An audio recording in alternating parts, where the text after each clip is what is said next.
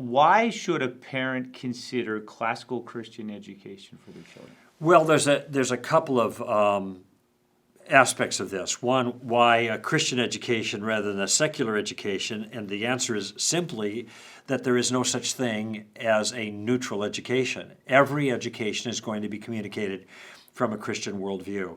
I'm sorry, from a particular worldview. And whether it's a Christian or a secular, however, they're going to get that, okay?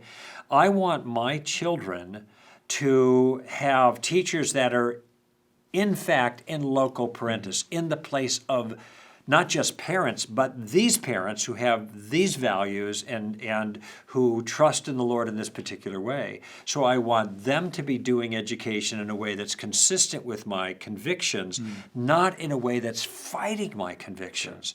That's why I don't want to put them in a secular school, because then I'm going to have a battle. They're going to be learning one thing with disciplers for 6 to 8 hours a day, 5 days a week, and then I get a couple of hours every night, if that, to try to undo that. No, instead, now I have a group of people that are giving them the same kind of education, spiritually speaking, that's integrated with the rest of their education that I want my children to have. And so they're working with me. That's the value of the Christian versus secular. But in the classical education, you have a heavy emphasis on liberal arts, which is language, which is the foundation of our thinking. We think largely in language, and the better we are able to use our language, the better we're able to think.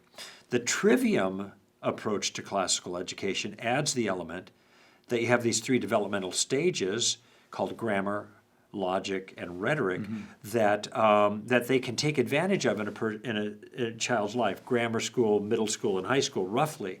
But there are different things that are going on with the student in that regard. And so they can then govern the educational patterns and direct those things in light of these developmental stages.